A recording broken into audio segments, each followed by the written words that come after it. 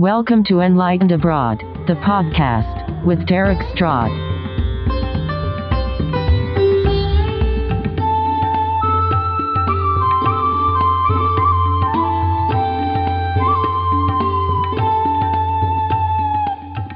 Hello, welcome to episode 2 of Enlightened Abroad. This episode features Adrian Kerr of Kitesurf365, the podcast. I met Adrian when we did a full moon letting go fire ceremony, believe it or not, and I turned to this guy next to me and I said, man, I'd love to do a podcast. And he's like, oh, mate, I got a podcast. Come check out my studio. So he showed me all the things I needed, and he gave me lots of tips and help along the way. And he said, let's do an episode. I'm super grateful that he came on. He talks about podcasting and kite surfing, which is fascinating. And we get into expat living around 20 minutes in. And this podcasting thing would not be possible without people like you, Adrian, who promote and support people who want to start like me. Thank you so much. This show is about transformation, and this is one step along the way. Please enjoy this episode with Adrian Kerr of Kitesurf365. And now, please enjoy the show. Thank you for coming on the show. 1103. Are we starting? Yeah, why not? Oh, why not? You want to talk more? Thank you for inviting me, and it's a pleasure to be on the first show. Yeah. It's funny that I have suddenly in the last 2 weeks, I've been asked to be on about 3 shows, and a little bit like this, been involved in trying to set them up. So, it's nice to be, and I'm not the number one podcaster by a long way, but it's actually quite cool to have people actually reach out and say, hey man, help me set it up, and what do I do, and what should I be focusing on? And I think what you're just talking about then is important to do something you're passionate about, and number one, we do it because you're interested in it. I don't want to say names, but I'm working with another one, and she's talking about, how do I make money? How do I do this? I'm like, hey, you're in the wrong game, If you want to make money, it's not the way to go. Well, your approach, I like a lot. I actually looked at a lot of your stuff in the past few days. Your interview style is like, bam, bam, bam, bam, bam. You get it done, but you clearly do research on the people. And I watched the most recent one, Chris Bobryk, was it? Yeah, Chris Bobryk. Bobryk, American dude. So I had all these planned questions for you, and now all I want to do is ask you about kite surfing. Fire away. That's what I'm best at. Okay, because to talk about do I prepare? Absolutely. I don't write too many questions down because I just like it to flow naturally. Like when he will bring something up, I'll add something on. Sometimes it's have a notepad and just as he's talking, I'll scribble stuff down just to remind me. But I generally before each podcast, I will at least spend half an hour, just looking at what they've been doing, but basic background stuff. Even though I know a lot anyway, I want to just be fresh. And I try and pride myself on not making mistakes. And I actually have made mistakes before on air where I was talking to a rider and I said, it must be great to finally get the win, because he had like a whole lot of seconds and thirds for 3 or 4 years. And what I didn't realize is that 5 or 6 years before he won like 4 times in a row, So I sort of made myself look a bit silly, but I didn't take it out because I want that raw, natural content to come across. So I just left it in and we just laughed about it. I think that's the other way. But I definitely do a little bit of prep. I don't go over the top because I don't want it to be an interview. I don't want it to be question, answer, question, answer, question, answer. I want it to be open-ended question. They can talk for as long as they want. I use it like maybe a good example is like rolling a tire down the road. Every now and then I just want to flick the tire and just sort of keep that momentum going, hit the tire again and keep the momentum going, or turn the tire to where I want the momentum to go. So without really knowing it, you're sort of getting everything out of them without sort of feeling like you're dominating the conversation. So how do you do that? Because you like to share and talk a lot, and like how do you restrain yourself when you maybe want to steer it in a certain way? Like right now I'm thinking of, I want to ask this, but we're talking about this.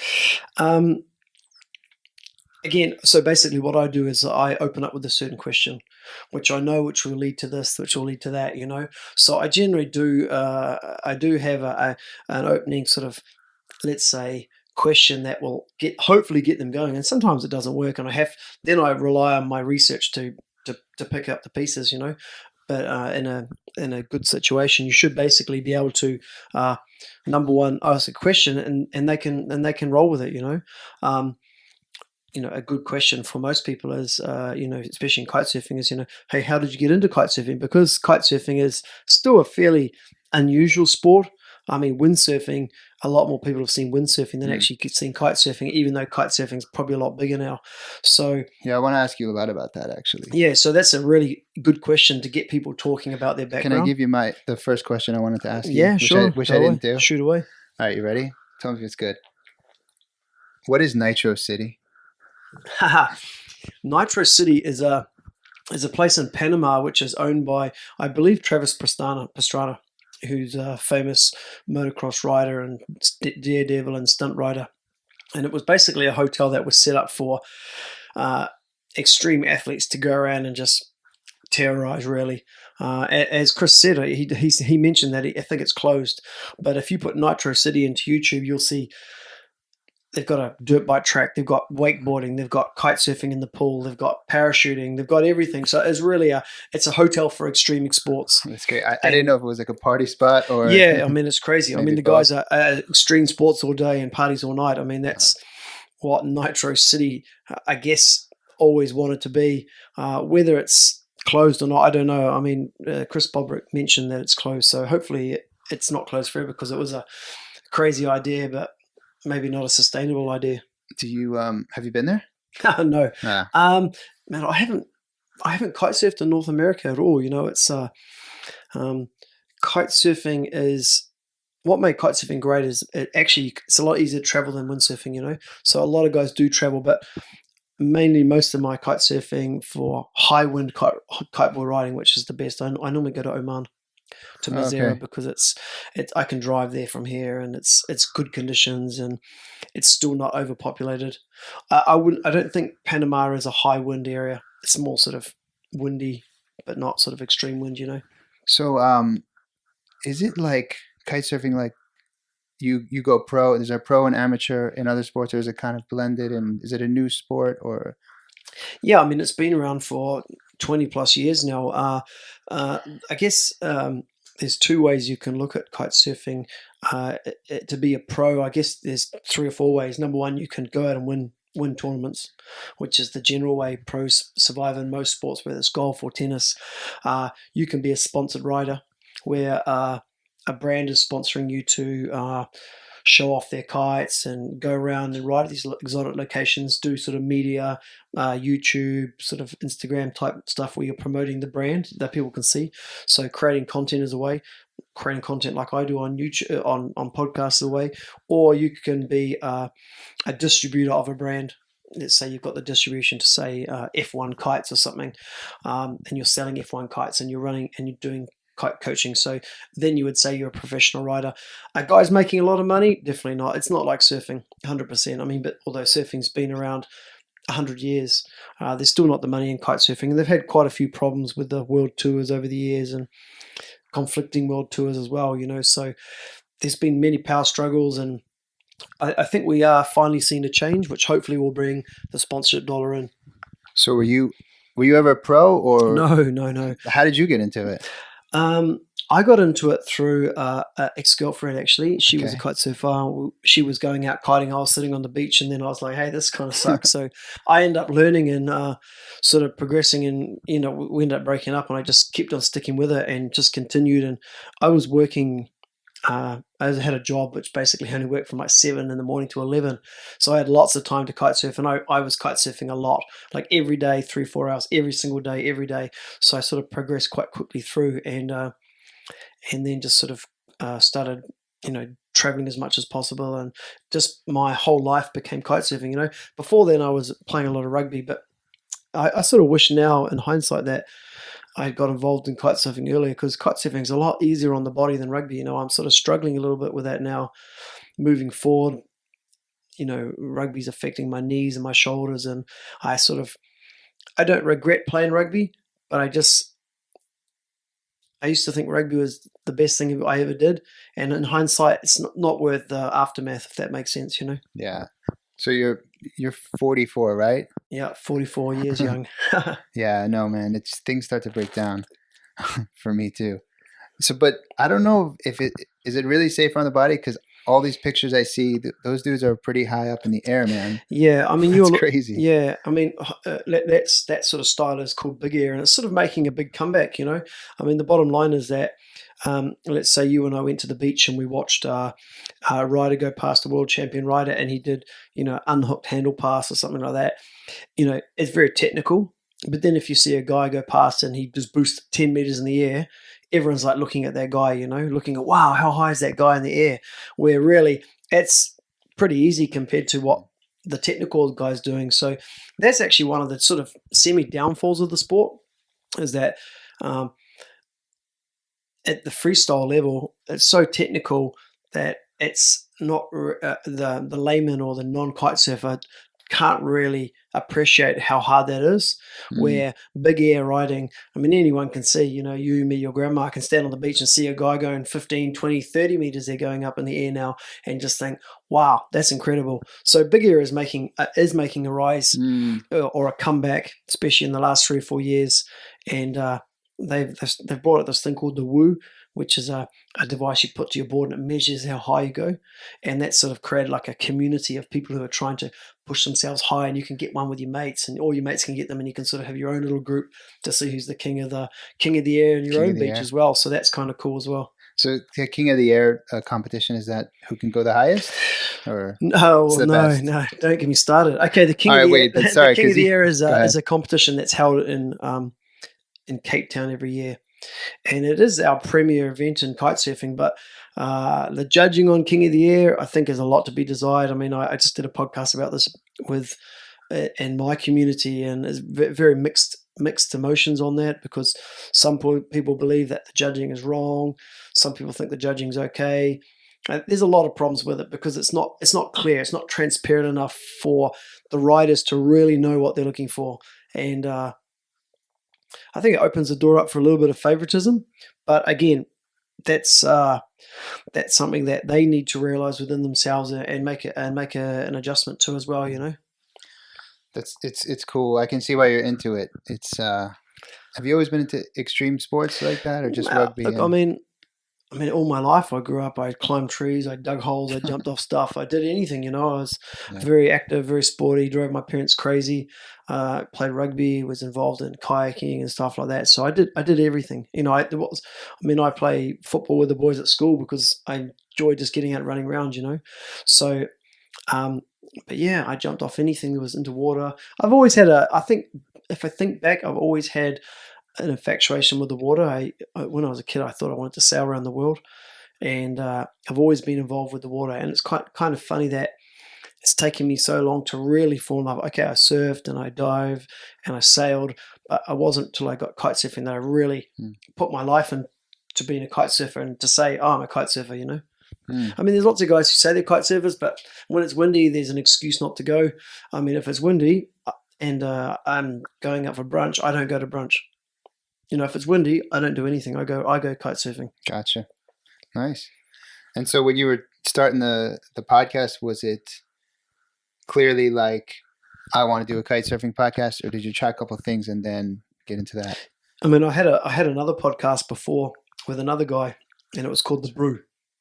And that was an awesome podcast, and we loved doing it. Actually, we had quite sort of good success, but it wasn't really becoming of our jobs.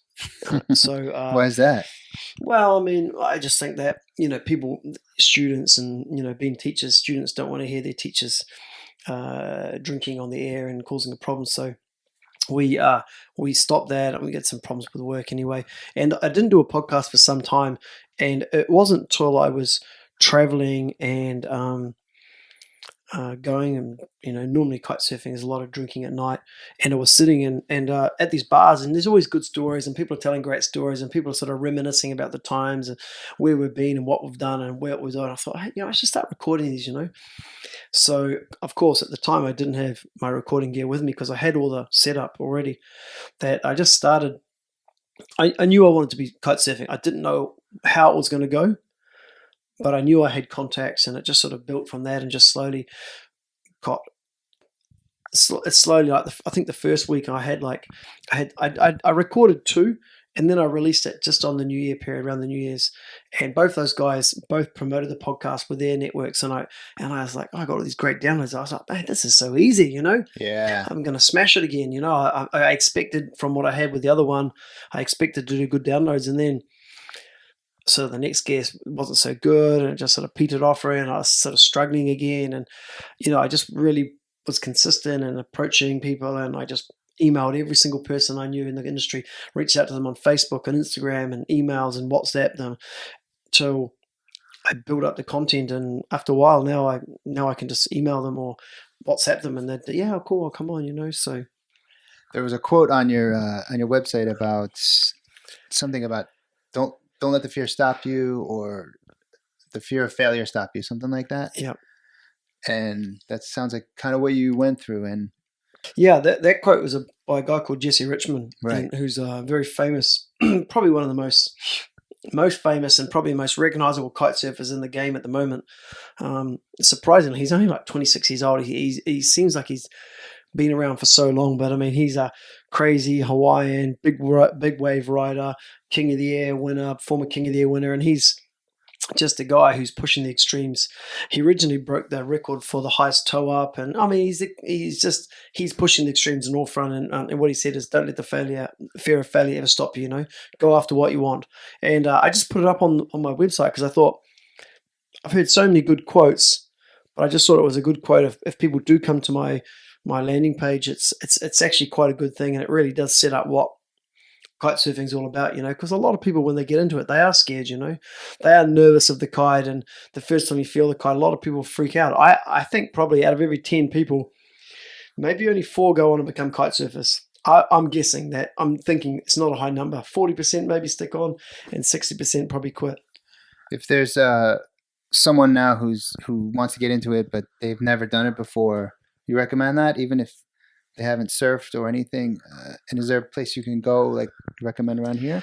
Look, this podcast is going to go everywhere in the world. I just think the most important thing is number one, you contact a school.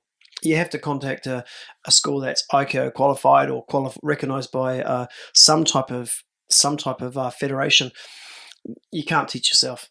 I mean, your mates might teach you, whatever, but they're going to skip the important steps. And I've seen that at, let's say, resort places where they try and get you on the board really quickly without understanding the basics, because even though it's frustrating to learn, it's the rewards are high. Let me give you an example. Let's say snowboarding, which is, most people have probably tried snowboarding. Look, the bottom line is you can just go down the hill on your edge, and snowboarding, most people will get it after 30, 40 minutes. They've got the general idea, right? And it feels great. But kite surfing, you put so much effort into, and you struggle so hard to get it, and you're not just riding the board, you're controlling the kite, you're looking at the waves, you've got so many more sort of things taking over it, makes it so hard. So when you do get it, the high is even more. So for example, snowboarding is a little bit easier to learn and you get the high. Kite surfing is hard to learn, but the rewards are 10 times. Got it. That sounds awesome. Are you good to talk a little more about the expat side of stuff? Okay, cool. Mate, I'm in no rush. All right, cool. That really fascinates me, and the way you approach it is really cool, and I want to talk more about that maybe at some other time, but thought it might be cool to ask you, like, to translate a couple of words that I found. Can you help me? Yeah, sure. All right. This is a segment I want to try out, right? So start with bugger. What's bugger? What's bugger? Oh, bugger is like, bugger would be like, you would say if you something went wrong, like I'll sort of use an example, like flip flops. When you we say you busted the plugger when the flip flop under your toe breaks, right? You'd say bugger. So it's like it basically means, oh shit, Is it like a swear word? No. Yeah, not. it's a okay. It's a play on. Look, to bugger someone is probably, if you historically look back, is to probably shag someone in the ass, right? But it's become colloquial, that it's become like, oh shit, So like if you did something wrong, you'd say, oh bugger. That was not a setup. I had no idea. That's okay. I haven't heard that word in a long time. That's so it's not something you would use, right? I haven't used the word bugger in a long time. It's very sort of New Zealand, Australia type sort of slang word, Okay, a couple more. Scucks? Scucks? Never heard of scucks. What's Okay. a scuck? Give me, use it in a sentence. Well, they were saying scucks is like, oh, you look sharp. Oh, it's scucks, mate. Scucks, nah, pass. That's a I don't fail. know. Munted? Munted. Oh, that means you can be drunk. I was really munted. Yeah, that's another one I haven't heard or used in a long time. But it's a little bit bogan, if that makes sense. Sort of like What's bogan? Well, we would use bogan in New Zealand, Australia. A bogan would be someone who's sort of white trash type of word, And again, I'm not sort of saying that everyone who are bogans are white trash, but it's a good example. Like, for example, the Trailer Park, Trailer Park Boys, the Canadian comedy. We would say they're basically they're bogans, So, any others that you got that you might use that people here wouldn't understand? Are you talking about New Zealand as a New Zealand slang? We say jandals. Jandals. What's that? That's like flip flops. So jandals is like a mix of Japanese sandal just pushed together. We say jandals. But remember, I haven't lived in New Zealand for a long time, so I'm a little bit sort of off pace when it comes to sort of colloquialism or sort of slang now because I have been away from the country for so long. But jandals is probably the big one. I mean, that's probably a pretty famous one in New Zealand. Got it. So I think you told me before 20 years? Yeah, well, it'll be 20 years soon, pretty much around the corner. So it's a long time to be out of the country. It's coming up on half my life, which is kind of crazy. I always say my formative years because I think I don't really want to be held accountable for anything I said under the age of 30, So I think when people say their formative years, they're normally talking about their schooling, but I think life skills is more important these days. And so I say, your 20s and your early 30s are your times when you really start discovering who you are, So I'm influenced a little bit by expat lifestyle for that, Wow, that's cool. See how I set you up there for your next question? That's awesome. You threw me off, man. You're really good at this. What made you leave initially? Was it an event? Was it just sense of adventure, or can you remember back and what was it propelled you to go abroad? Yeah, I mean, a couple of reasons. One, I'll tell you offline.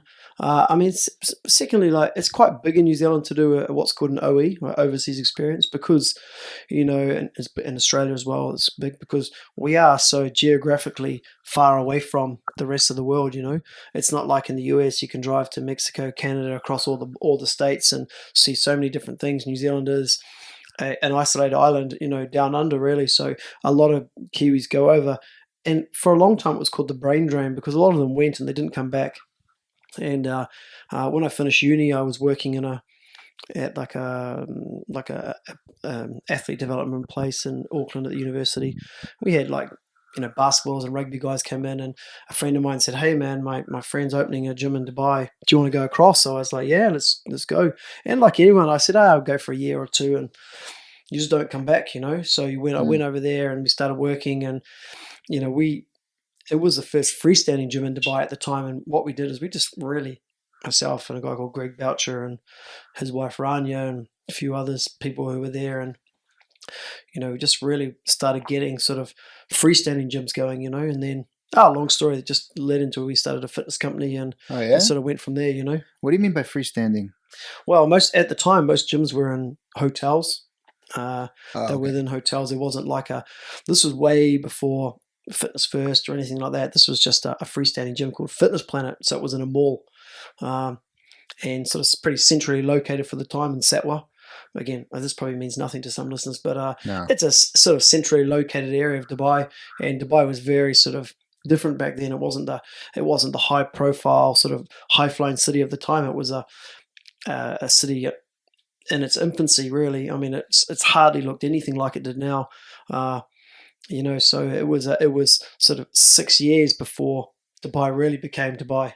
So to 1999? Yeah, 2000, 2001, up to about 2005, Dubai was just still fairly new. There wasn't really anything happening here. It really kicked off when the real estate boom kicked off. When the real estate boom came, that's when the craziness started happening, because people saw the ability to make big money quickly. So what was it like pre-real estate boom for for hanging out, going out? Yeah, it was great. I mean, it was cool. Yeah, it was a lot different, you know. I people say old Dubai will say it was the best times. It was a bit more like when someone had a party, everyone went. You know, when a new bar opened, we went. Everyone sort of went to Barasti on a Friday night. It was different. It was just. It's different. It was like, I'm not saying that it's bad now, but it's just not my scene now. Maybe that's a sign of age as well. Maybe that's I've just changed from what I was when I was 25, you know, through those years to what I am now. So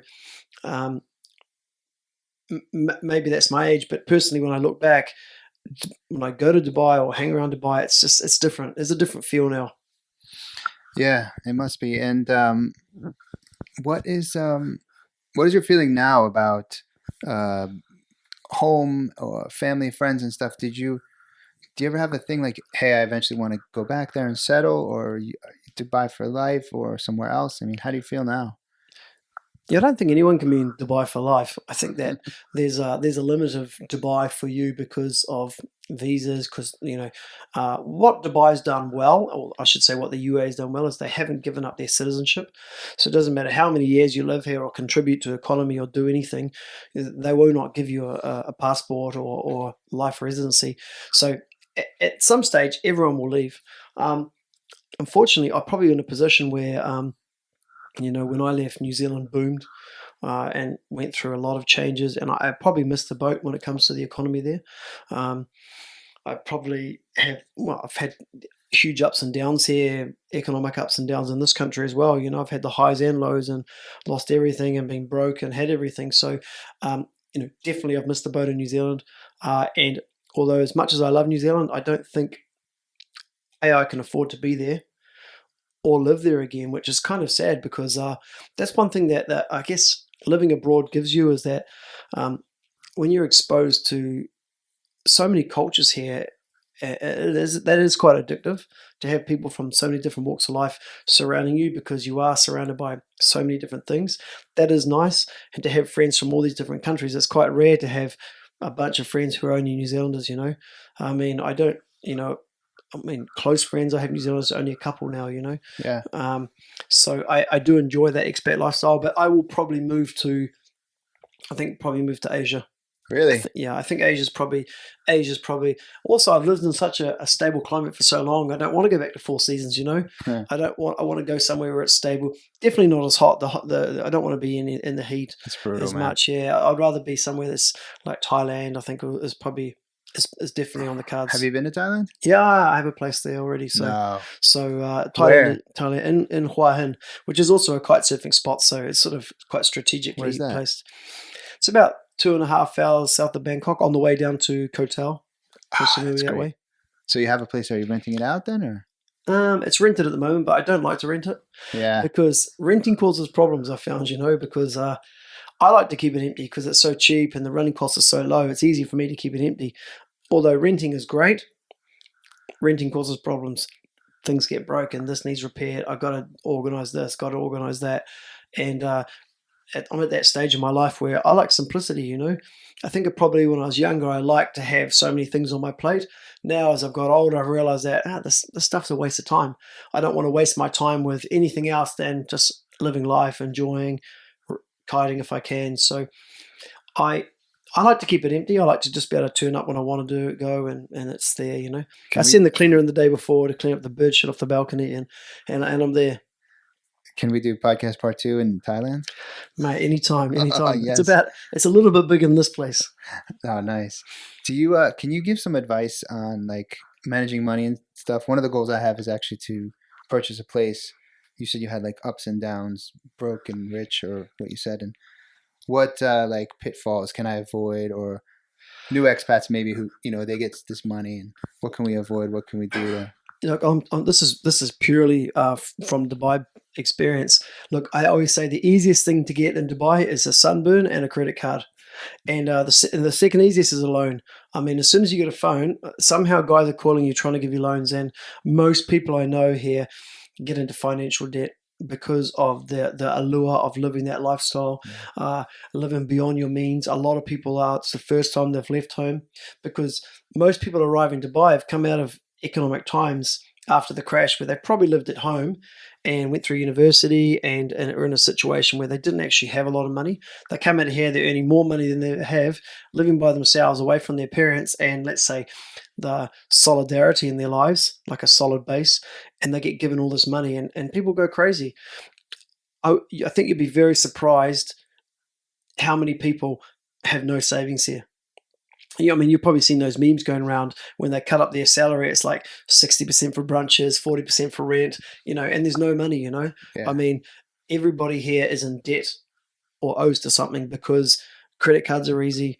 Loans are even easier. So I would say do whatever you can to don't take a loan. Actually, I'll tell you what, if you are going to be here long term, one of the best things I've heard, and this is really going against what I've just said, one of the most successful guys I ever met here, he'd been here 10 years, and he did 3 times. He borrowed as much money as he could. He sent it back to his place in Fiji. He paid it off, took this money again, sent it back, took the money again, sent it back. On the 3rd time, he paid it off, and he left. Okay, look, a good businessman's going to say that's not the way to save money. But here, it's very hard to save money. So it's a forced loan, He's forcing himself to make those payments. Otherwise, he's going to go to jail, So maybe he lost 10, 20,000 in interest every single time. But it was a forced payment that he had to commit to, and it forced him to save X amount of money every month. I mean, as an expat here, it's very hard at the end of the month to think, okay, I'm going to put at least 10% away into a savings plan, right? So I'm not saying that's the way to go. I'm saying as a success story that I've heard, that was actually one of the better ones. And I sort of, looking back, I sort of kind of wish I'd done it, That's not bad. I did think about doing that too. I got freaked out a bit as I always want to bail and everything, but yeah, I say don't ever freak out, man. If the wolves are at the door, you just leave. That's great. That's not my, don't take that as word, but I'm not saying that's what you should do. Plenty of people have done it though. Plenty of people don't answer the phone. Any other tips? Because 20 years is a long time, and you've survived, and now you're thriving. You got a great little place. I've seen your place. It's awesome. You have your setup. You have your podcast. You have your sport. And you seem to have found like your niche here. Like, can you offer some advice maybe for a newbie who's feeling lost or feeling like they're looking for something that they can't find? I mean, are we talking Dubai or anyone who's an expat? Let's talk anyone, right? Yeah, let's do that. I think that, you know what? I tell you what, I've said this before. The best thing you can do is get into some sport. Whether it's a sports club. I mean, I came out of here, I went straight out to the rugby club and started playing rugby, and it's where I've met, let's say, 60 units of my core friends who are still my friends today, all these years later. Sport is a great denominator, It doesn't matter if you're a pro player, a good player, or you want to be involved in the administration of running clubs. Clubs need everything, whether it's cricket, basketball, rugby, whatever. I think what you find at most expats is that you always say most of these sports teams have a drinking problem. Most of them, the sport is the thing that brings us together, and the drinking keeps them together. So I'm not saying that alcohol is a thing, but get involved in sports. I think it's a great way to meet people, to expand your circle of friends quickly, because you'll get put in a WhatsApp group, you'll join a Facebook group, and boom, suddenly you've got things to do every single weekend, and maybe a couple times a week. I mean, plenty of people come out in expat life, and they're not good at socializing, or they feel like they don't fit in. And that's, look, I'm going to give you another example here, is that Dubai is full of beautiful people. It really is, and a lot of people, if maybe they're not as secure with who they are, or they're a little bit insecure, they really struggle in that thing. Guys and girls struggle to feel like, oh, I don't fit in with these beautiful people. The bottom line, as you get older, you realize that no one gives a shit. But secondly, when you're young, that is tough. And that's what I'm saying, where having a good group of people around you, whether it's the chess club, the book club, whatever, right, wine club, straight away gives you an in that you'll then feel a little bit secure around and safe around for however long you want it. I mean, I know people who, I used to play at a rugby club in Dubai called the Dragons, and that was sort of my first primary group of friends. And I know guys who joined the Dragons who are still there now, as a chairman, as a treasurer, as whatever, but they can't give it up. And that's fine. For me, it was time to give up. I wanted to move on. So, get involved in clubs and find people with common interests, because that will bring, that's why, going back to kitesurfing, that's, I think, one of the best things about kitesurfing is that it brings together people with similar mindsets, environmentally friendly, love the outdoors, want to do something that's a sport that's good for the environment. It's cheap, it's free on the wind, outside of the gear setup. Those people are a certain type of people. They have a lot of eco-friendly well, initiatives and kitesurfing's stuff? wind powered. I mean, it's pretty. There's no motorboat. There's no noise. I mean, you'd probably say it's a green sport. I don't think they have that term. I'm going to coin it now. I'll hashtag that There you green go. sport. But I mean, it is something that is there and available, and you can get into the sport fairly cheaply. So I think common people get involved in kitesurfing. Common people get involved in rugby clubs. Common people get involved in football clubs. So if that's your sport, you're going to go and find people who you can associate with. What about the? There's definitely a lot of beautiful people hanging around. What about the dating scene? Any advice on that front? I mean, that's kind of a crazy thing. Look, I was in the scene before Tinder, but it's kind of funny. Like, although these dating apps have a lot of negative things, there's also a lot of positives to that. I actually have some really good friends of people who hasn't worked out for me at an emotion level, who I'm actually good friends with now. I think many of them, if I've gone out with them a couple of times and didn't work, I'm still friendly with them. I mean, I can think of many of my friends who are good friends that I met through Tinder. That actually, now when I think back it's actually kind of funny to think that we met through Tinder and we're still friends today. So, look, I mean, the expat dating scene is its own wild beast, and it's crazy. It's great if you're single. I mean, there's laughter, there's tears, there's joys. It's every emotion. It's every emotion personified. It's like the happiness is the highest happiness you've been. The sadness, the hurt is hurt. The pain is pain. Everything is bigger. Because you're away from home and because you don't have because you don't have that close social support. Yeah. Look, I've been here and I've got great friends here that I've had for life, but my friends have changed even through the time I've been here. I've still got friends I can call, but I'm not saying we're best mates anymore. Nothing beats family. Listen, your mum's always going to pick you up. Your dad's going to take you for a beer. Your brother's going to be there. Sometimes people don't have that, so they do fall hard. And if you've met you got out here and you've met a good mate and you're best mates for a year and, some chick breaks your heart, which is bound to happen.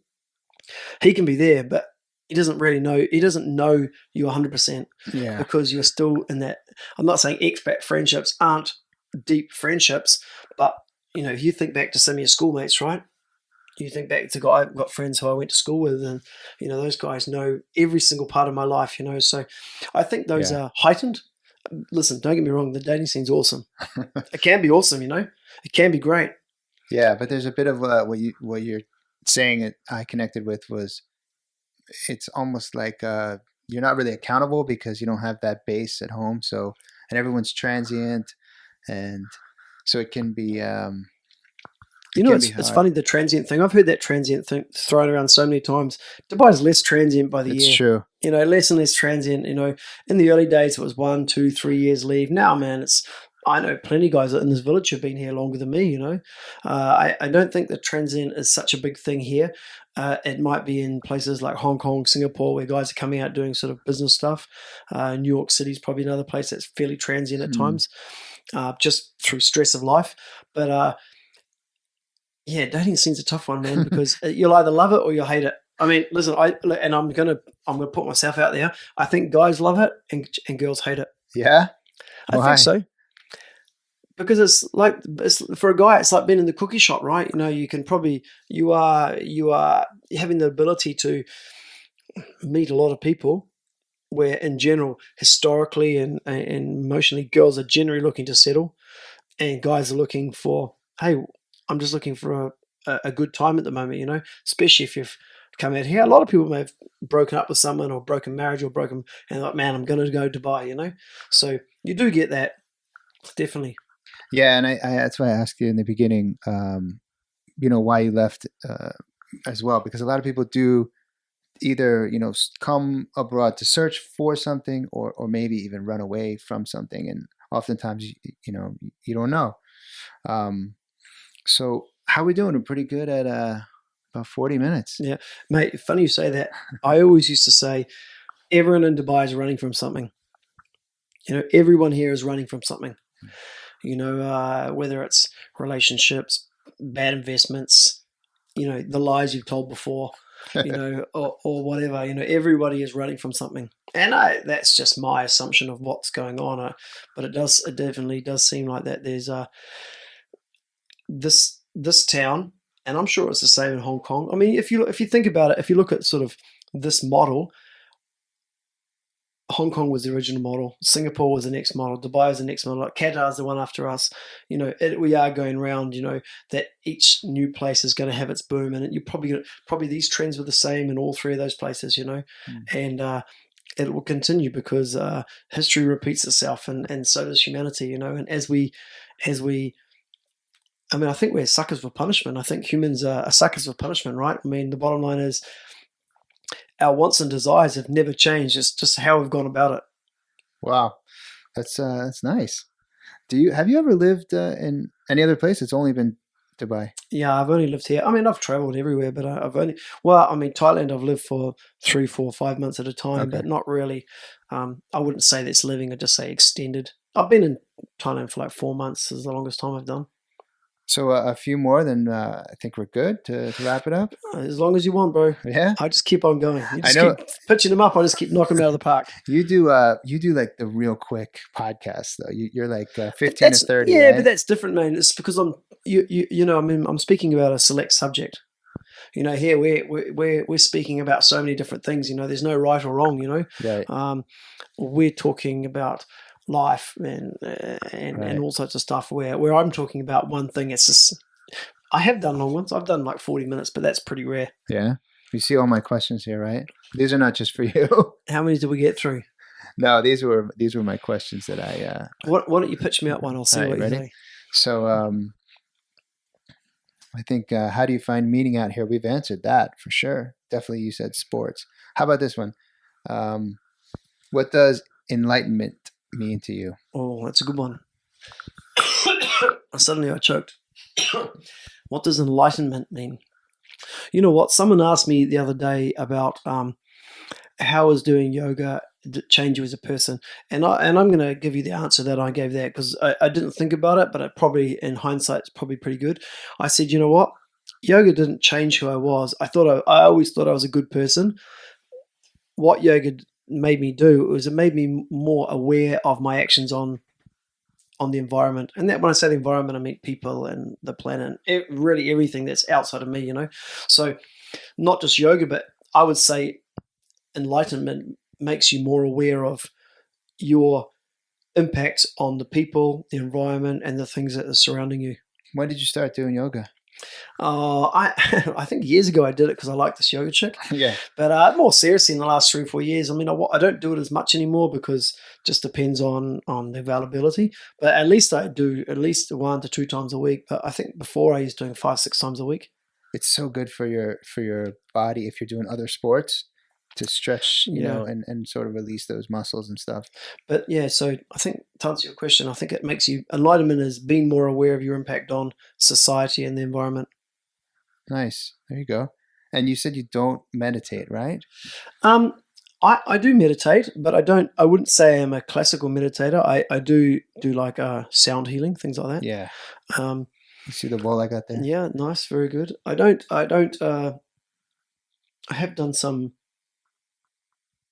have done a lot, but I don't do it as regularly. I think that sometimes I just look, it depends on my days. Sometimes I just like to do sound healing because I come home, I just can't be bothered not thinking. And sometimes my mind is so active. I need like sound healing to take away the white noise. So I want to ask you about that because I'm going to go to Life in One where they do lots of healing and everything. Have you heard of Life in One in Dubai? No, I haven't heard of it.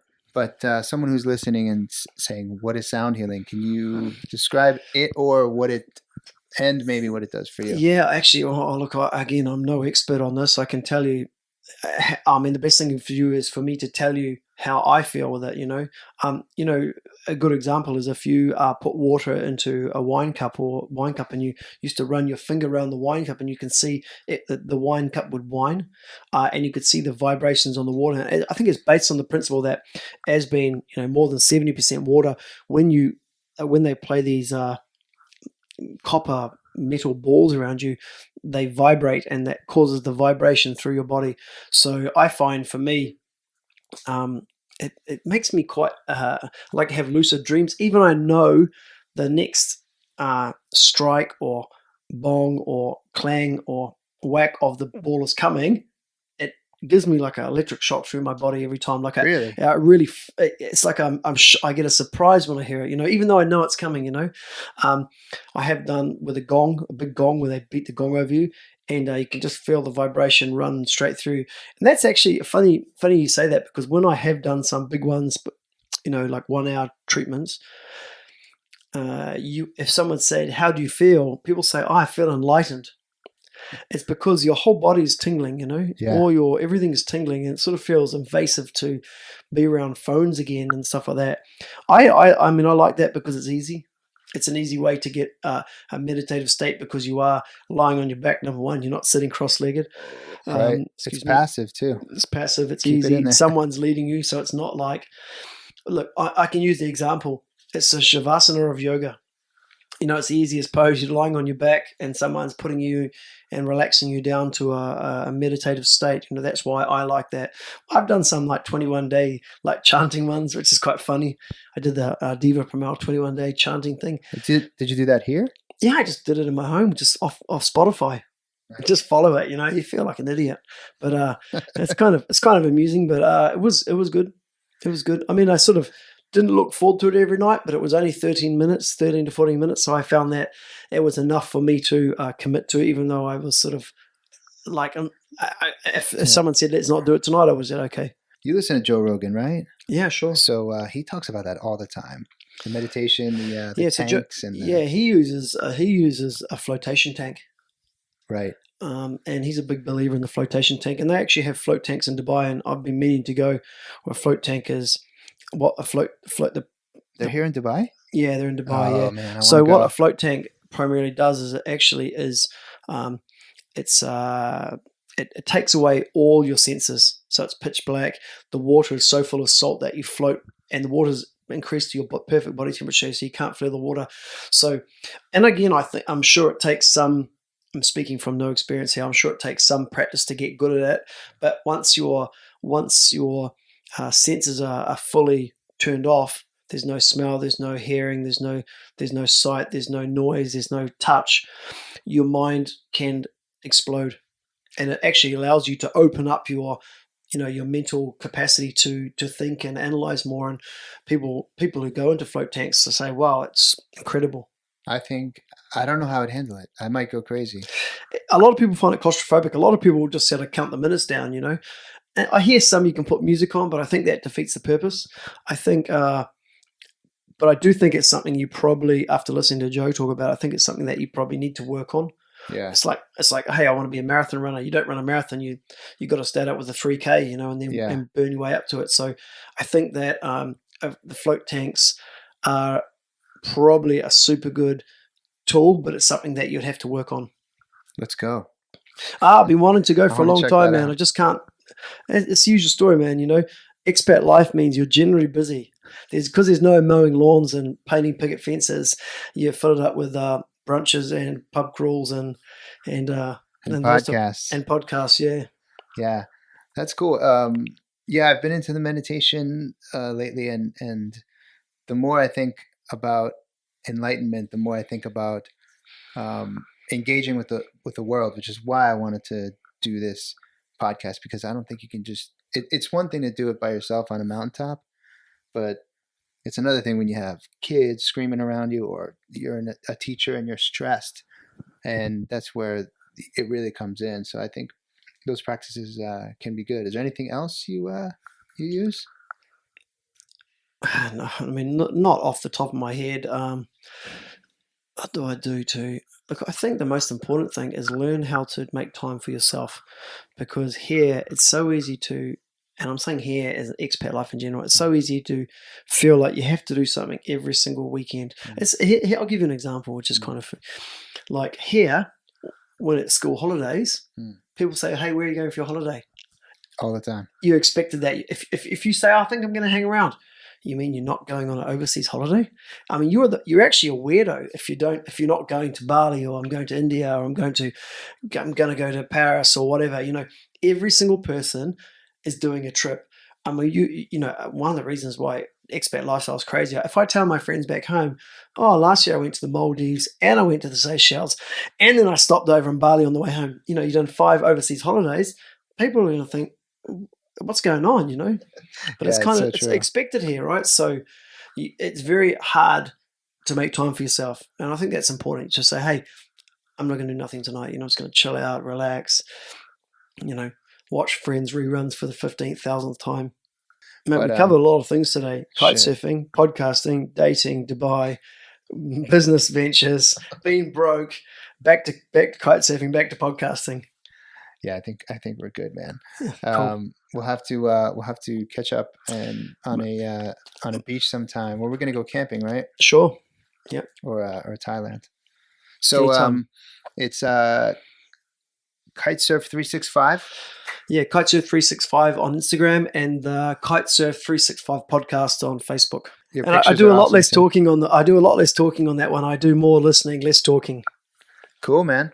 Thanks a lot. Awesome, brother. Thank you.